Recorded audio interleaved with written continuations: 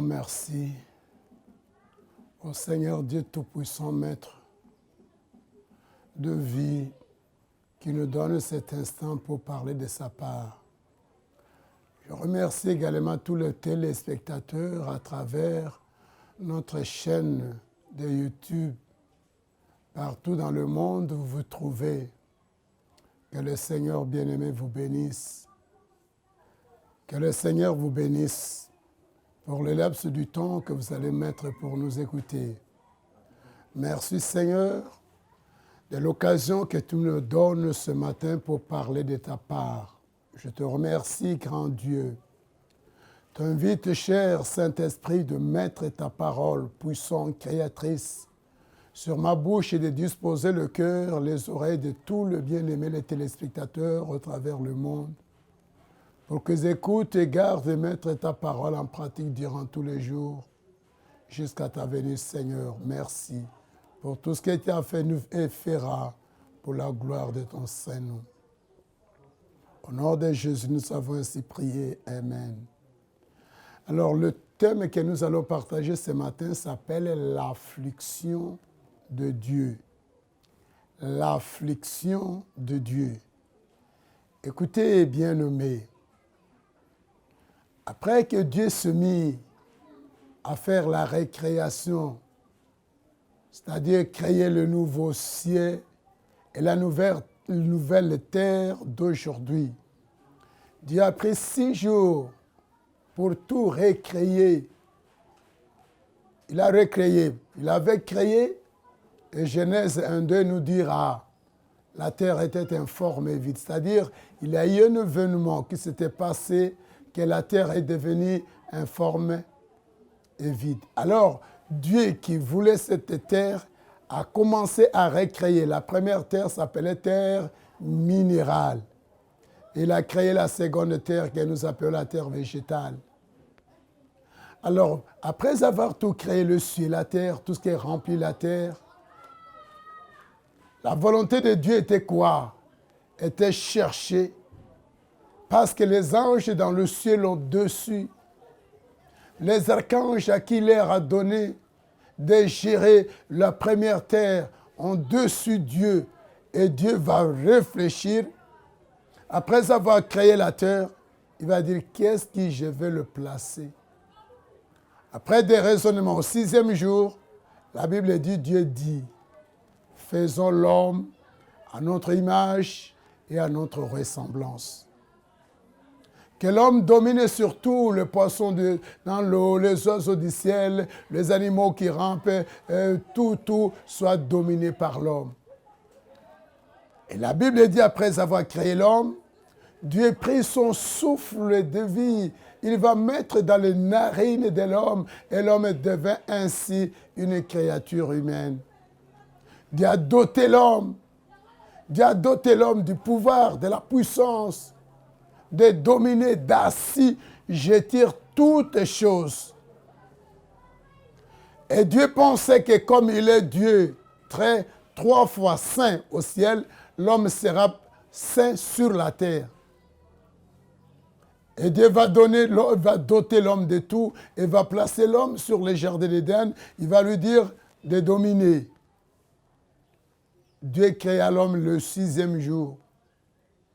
Le même jour du 6e jour, l'homme est tombé. Et pourtant, Dieu a pris du temps pour enseigner l'homme.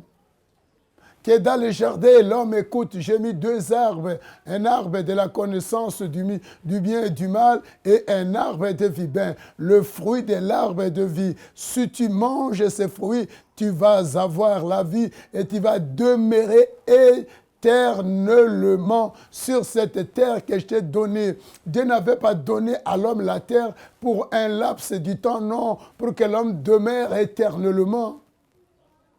Et Dieu va attirer l'attention de l'homme. Et si toi, l'homme, tu manges l'autre fruit de l'arbre de la connaissance du bien et du mal, sache l'homme, le jour que tu en mangeras, tu mourras. Dieu avertit l'homme. Dieu avertit l'homme comme je vous avertis aujourd'hui. Mais l'homme n'a pas pris au sérieux l'avertissement de Dieu. Qu'est-ce que l'homme a fait? C'est que Dieu interdit, c'est ce que le cœur de l'homme le pousse à aller faire. L'interdit de Dieu, l'interdit de Dieu, l'interdit de Dieu. L'homme va toucher l'interdit de Dieu et à partir de ça, l'homme a vu la mort. Quand Dieu lui parlait de la mort, il pensait à la mort physique, oui. La mort physique était intervenue tard, mais la mort spirituelle était intervenue sur le champ. La Bible dit l'homme et la femme se sont vus nus. Ils vont faire des feuilles de figues pour se couvrir. Ils se sont vus être expulsés du jardin d'Éden. Le nom Éden signifie lieu de délices. Lieu de délices, de grandes joies. Ils vont se voir être expulsés du lieu de délices, de délices, lieu de grandes joies. Ils se sont expulsés. Maintenant, Dieu va donner une révélation à l'homme. Écoute l'homme, je t'ai pris poussière, tu retourneras à la poussière. Oui, cette parole de Dieu a été adressée au premier homme. Mais aujourd'hui, pour prouver que Dieu est le même, qu'est-ce que nous voyons? Combien de gens sont réduits dans la poussière que nous appelons la mort aujourd'hui, la mort physique? Nous assistons à nos chers, à nos bien-aimés, à des grandes personnalités dans ce monde chimère. Tout ça, c'est quoi? C'est pour dire la parole de Dieu. Dieu est le même. Il dit, sa parole dit, il est facile que le ciel et la terre passent, mais un seul iota de sa parole ne passe point. Et cette parole continue à trouver sa position aujourd'hui sur la terre. De génération et de génération vont passer et Dieu s'est retiré. Il va laisser l'homme sa liberté, son libertinage. Comme l'homme aimait le libertinage, Dieu va lui laisser le libertinage. L'homme se croit être libre et l'homme a fait tout ce qu'il fait. Et si nous lisons aujourd'hui, notre portion de l'écriture que nous allons lire, c'est dans Genèse chapitre 6, du 5e verset au 17e verset. Si je peux lire, vérifiez avec moi dans vos Bibles. L'Éternel vit que la méchanceté des hommes était grande sur la terre et que toutes les pensées de leur cœur s'est portée chaque jour uniquement vers le mal. L'Éternel s'est repenti d'avoir fait l'homme sur la terre. Il fit affliger à son cœur.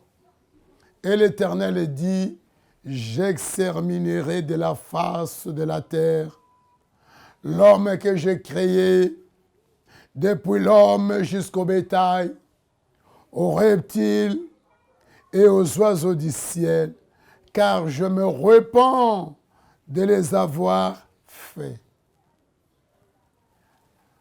Mais Noé trouva grâce aux yeux de l'Éternel. Voici la postérité de Noé. Noé était un homme juste et intègre dans son temps. Noé marchait avec Dieu. La terre était Noé engendra 3 fils Sem, Cham et Japheth. La terre était corrompue devant Dieu. La terre était pleine de violence. Dieu regarda la terre et voici, elle est corrompue. Car toute chair avait corrompu sa voie sur la terre. Alors Dieu dit à Noé, la fin de toute chair est arrêtée par devers moi, car ils ont rempli la terre de violence. Voici, je vais les détruire avec la terre. Fais-toi, Noé, fais-toi une arche de bois de gopher. Tu disposeras cette arche en cellules et tu l'enduiras de poids en dedans et en dehors. Voici comment tu la feras. L'arche aura 300 coudées de longueur, 50 coudées de largeur et 30 coudées de hauteur. Tu feras à l'arche une fenêtre que tu réduiras à une coudée en haut. Tu établiras une porte et sur le côté de l'arche et tu construiras un étage inférieur, un second et un troisième. Et moi, je vais faire venir le déluge d'eau sur la terre pour détruire toute chair ayant souffle de vie sous le ciel. Tout ce qui est sur la terre périra. Mais j'établis mon alliance avec toi. Tu entreras dans l'arche, toi et tes fils, ta femme et les femmes de tes fils avec toi, de tout ce qui est vivant, de toute chair, tu feras entrer dans l'arche de chaque espèce pour conserver en vie avec toi. Il y aura un mâle et une femelle. Disons Amen. Bien-aimés, dites Amen. Dites Amen avec moi. Maintenant que vous avez lu, vous avez entendu la lecture, écoutez maintenant l'affliction de Dieu. Dieu qui a créé l'homme à sa ressemblance, à son image. Dieu s'attendait à autre chose. L'histoire du passé, est-ce que l'homme avait fouillé l'histoire du passé? Non. Les anges, les archanges se sont révoltés contre Dieu. Se sont mal comportés contre Dieu. Dieu dira chez les anges, moi Dieu, j'ai trouvé de la folie. Et il va les laisser pour créer l'homme. Est-ce que l'homme, tu comprends? Les anges sont des êtres fabuleux, plus puissants, plus grands que nous. Ils sont dotés de toutes les capacités de Dieu. Ils ont tout ce que nous n'en avons pas. Mais Dieu va les rejeter à cause de quoi? De la rébellion, de leur désobéissance. Et va te faire l'homme, il prend l'homme, il le met à la place des anges. Homme, tu as compris cela? Ben non, l'homme n'a pas compris. Et Dieu qui est dans le ciel très très haut, ses yeux sont sur la terre, sur l'homme qu'il a créé à son image, à sa ressemblance. Genèse chapitre 1, la Bible dit, chaque matin, mais chaque soir, Dieu descendait pour s'entretenir avec l'homme. C'est-à-dire, Dieu trouve une grande importance dans l'homme. L'homme est le plus important. L'homme est le plus important devant Dieu. Dieu n'a pas aimé autre nature plus que l'homme. Même les anges, Dieu ne les aime pas plus que l'homme aujourd'hui. Oh homme, si tu peux comprendre la grandeur de l'amour de Dieu envers toi. Ces êtres chers à Dieu qui sont appelés les anges, et qui sont appelés les hommes, pardon, voyez les comportements là. Qu'est-ce que Dieu, après avoir des années et des années d'observation, plus de 2000 ans d'observation que Dieu observait l'homme, quelle a été la conclusion que Dieu a prise? Dieu a vu que la méchanceté des hommes était très grande sur la terre. Dieu qui est doux, Dieu plein d'amour, plein de miséricorde, plein d'affection, plein de compassion, mais tandis que l'homme, méchant. La Bible dit l'homme était méchant et sa méchanceté s'est accrue de la terre jusqu'au ciel et Dieu a vu. La méchanceté des hommes était grande sur la terre. Et la Bible ajoute toutes les pensées du cœur de l'homme chaque jour. Chaque jour. C'est porté uniquement vers le mal. L'homme n'a pas une pensée positive, il a une pensée négative. Le mal, faire le mal. L'homme est champion à faire le mal. Il médite le mal, il pense de mal. L'homme n'a jamais pensé quelque chose de bien vis-à-vis de ses semblables, vis-à-vis des autres créatures de Dieu, vis-à-vis des anges de Dieu et vis-à-vis de Dieu. La méchanceté de cœur des hommes, les mauvaises pensées des hommes vont même s'élever jusqu'au ciel. Dieu qui envoie sa fils, les hommes vont comploter contre le Fils de Dieu, les tuer d'un commun accord. Et regardez-moi une pareille génération. En face de toutes ces choses, la pensée de leur cœur se portait chaque jour uniquement vers le mal. Leur méchanceté était grande. Face à toutes ces actions, Dieu, la Bible dit, Dieu s'est repenti. Dieu a pleuré des chaudes larmes, il s'est repenti. Même l'homme que je l'ai tiré de la poussière, il s'est comporté comme les anges que je l'ai fait. La Bible dit, Dieu s'est repenti d'avoir fait l'homme sur la terre et il fit affliger en son cœur. Quand vous marchez dans la méchanceté, quand vous avez une pensée mauvaise, résultat, Dieu est affligé dans son cœur. Ce n'est pas pour ça que Dieu t'a créé. Ce n'est pas pour avoir de mauvaises pensées que Dieu t'a créé. Ce n'est pas pour marcher dans la méchanceté que Dieu t'a créé. Il est bon. Il t'a créé pour que tu marches dans la bonté. Il est miséricordieux. Il t'a créé pour que tu marches dans la miséricorde. Maintenant, ce que Dieu attend des hommes, les hommes l'ont foulé aux pieds. En face de tout ça, Dieu va prendre une résolution. Bien-aimés, quand vous marchez dans la méchanceté, quand vous avez toujours une pensée mauvaise, Dieu aussi a sa position vis-à-vis de toi. Quelle a été la position de Dieu vis-à-vis des hommes? La position de Dieu, verset 7, la Bible nous dit, « J'exterminerai de la face de la terre l'homme que j'ai créé. » J'exterminerai. Sur la face de la terre, l'homme que j'ai créé. La même parole qui a été adressée au temps de Noé, aujourd'hui, la même parole est adressée à nos temps. La méchanceté des hommes du temps de Noé, c'est de la même méchanceté que les gens du temps actuel.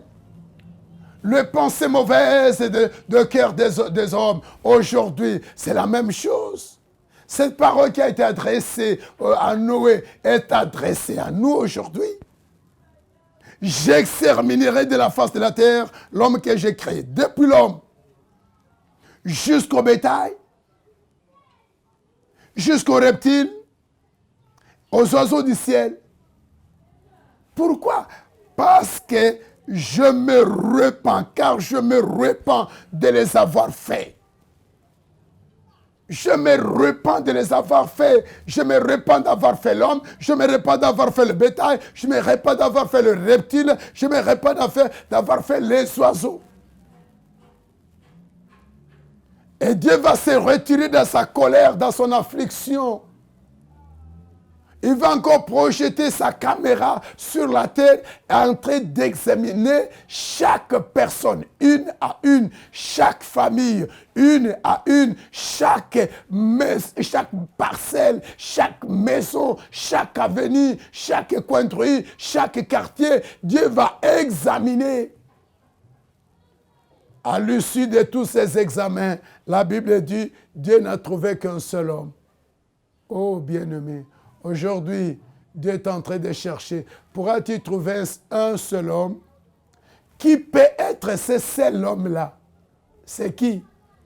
De nos jours, de ce temps de la fin, un homme. Dieu cherche un homme. Dieu cherche un homme. Dieu cherche un homme. Et quel est cet homme-là?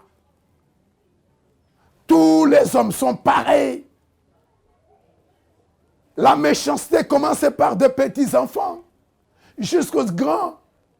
Les mauvaises pensées s'élèvent dans le cœur de petits enfants jusqu'aux grandes personnes. Sans exception, que ce soit les politiciens. Sans exception, que ce soit la masse salariale.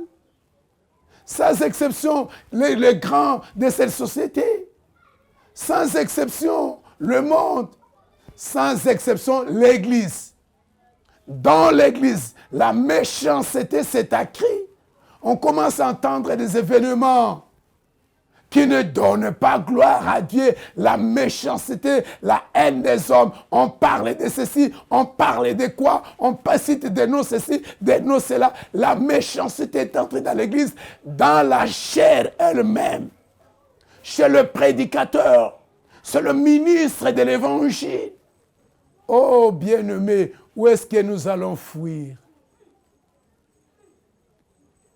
En faisant tout ça, nous pensons que Dieu dort. C'est nous qui dormons. Dieu ne dort pas. Si Dieu dormait un seul instant, le monde n'existerait pas. En regardant sur toute la terre, Dieu a trouvé un homme. La Bible dit, cet homme a trouvé grâce devant Dieu. Il a trouvé grâce devant Dieu comment? La Bible dit, il était un homme juste. De nos jours, nous pouvons trouver un homme juste. Proverbe nous dit, tous les hommes proclament leur bonté. Mais un homme juste, où le trouvera? Tout le monde se tape la poitrine. Je suis bon, oui, tu es bon, c'est toi qui le dis. Mais un homme juste, où trouvera-t-on un homme juste? Oh, bien-aimé, détrompons-nous. Cet homme n'était pas seulement juste. La Bible dit, il était un homme intègre. Dans son cœur, intégrité du cœur. Un homme qui marchait dans l'intégrité du cœur.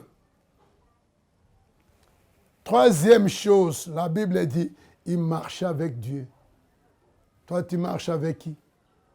Il y a des hommes qui marchent avec des cigarettes, qui marchent avec des fétiches, qui marchent avec les démons, qui marchent avec des sirènes, qui marchent avec les démons de l'air, les démons de la terre, des cimetières, tout ça, les enceintes, c'est ça. Tu marches avec qui?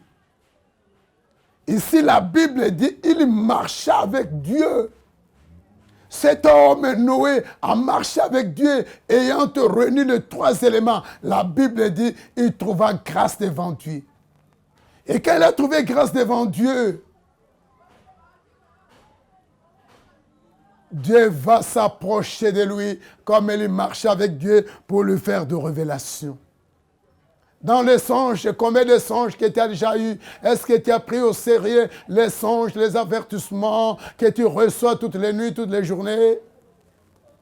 Dans le songe, Dieu va le dire, la terre était corrompue devant Dieu. La terre était pleine de violence. La violence remplit la terre. Des crimes par-ci, par-là, à travers le monde. L'homme tue. L'homme qui est l'image de Dieu, on verse le sang de l'image de Dieu. À cause de quoi? À cause des choses de néant, de l'argent qui vont se faire des ailes aujourd'hui, de l'or, de diamant. Combien les Occidentaux tuent les Africains pour leur ceci, les matières premières. Tout ce que nous voyons, toutes les injustices des grands aujourd'hui, c'est quoi? Dieu ne voit pas. Dieu voit tout. Dieu regarda la terre.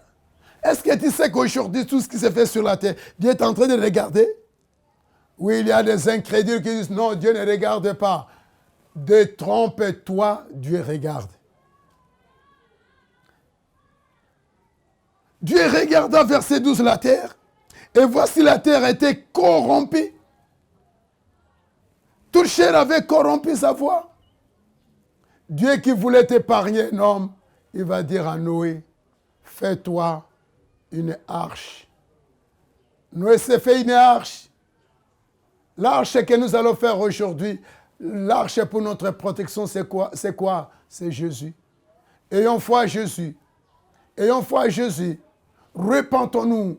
Repentons-nous. Abandonnons la violence. Sortons de la violence. Sortons de la méchanceté. Sortons des mauvaises pensées. En faisant cela, nous sommes en train de nous construire l'arche. Et l'arche qui va sauver l'humanité dans ces derniers temps s'appelle quoi? L'enlèvement. Bientôt, Jésus, que vous le niez. Jésus, que vous l'abandonnez. Jésus, que vous parlez de cordes, quoi, il va venir pour enlever les justes, pour enlever ceux qui sont intègres, pour enlever ceux qui marchent avec lui. Quand il viendra, il va te trouver où tu seras enlevé ou tu ne seras pas enlevé. Malheur, malheur, malheur pour ceux qui ne seront pas enlevés. L'Apocalypse dit, après que Jésus ait enlevé son église, ait enlevé son épouse, ait enlevé les justes, c'est alors que la colère de Dieu va s'abattre sur la terre. Il va ouvrir les 7 sceaux de sa colère. Il va ouvrir les 7 trompettes. Il va ouvrir 7 coupes de sa colère. Où est-ce que tu seras? Où est-ce que tu seras? C'est le temps, bien-aimé, de bâtir ton arche pour te protéger les grands jours de la colère de Dieu. Nous sommes arrivés au terme de notre exhortation de ce matin. Je vous remercie. De par tout le monde où vous êtes. Vous qui avez disposé votre temps pour me suivre et suivre cette prédication. Soyez en Europe, en Amérique, en Asie, en Océanie, en Afrique. Partout en Afrique et en RDC. Et dans la ville de Kinshasa. Grâce soit rendue à Jésus-Christ d'avoir disposé l'agence multimédia AOCHI Service à travers votre chaîne Bonzambé Live, que je vous demanderai, bien-aimés, de vous abonner massivement pour me suivre à tout temps, en toute occasion opportune. On a beaucoup à se dire. Nous allons nous rencontrer dans cette chaîne-là. Abonnez-vous massivement. Merci à tout le peuple de Dieu à travers le monde. Merci aux fidèles de l'Église de la répandance de l'Évangile du XXIe siècle et révencible. Merci à notre directeur technique, notre bien-aimé Caleb Kalenga, le réalisateur. Merci également à notre bien-aimé Thierry Kamba derrière la caméra. D'ici là, portez-vous bien en Jésus-Christ. Prions. Si vous avez un problème, posez votre main droite sur votre cœur. Si vous avez la douleur par-ci, par-là, mettez la main droite là où vous ressentez la douleur. Et avec moi, fermons les yeux. Craignons ce grand Dieu. Si vous êtes dans votre maison, pourquoi ne pas vous agenouiller devant ce grand Dieu-là? Car il est écrit que tous genoux fléchiront devant lui. Et je vais porter vos fardeaux, Créateur, prions. Seigneur, Dieu Tout-Puissant. Je te suis reconnaissant ce matin, Seigneur. Je te bénis, j'élève ton grand, ton puissant, ton admirable nom. Merci, Seigneur, d'être venu ce matin pour nous exhorter. Oh Dieu, je te prie. Dieu d'amour, Dieu de compassion, l'homme que tu as créé à ton image, à ta ressemblance, Seigneur. Aie pitié des hommes, aie pitié de nous, Seigneur, qui sommes égarés loin de toi. Nous marchons dans la méchanceté. La pensée de nos cœurs s'est tournée vers le mal et nous marchons de la violence sur ta terre, Seigneur, ta terre. Et ce n'est pas la terre des hommes, c'est ta terre. Pardonnez nos offenses, pardonnez nos rébellions, pardonnez nos violences, pardonnez nos mauvaises pensées.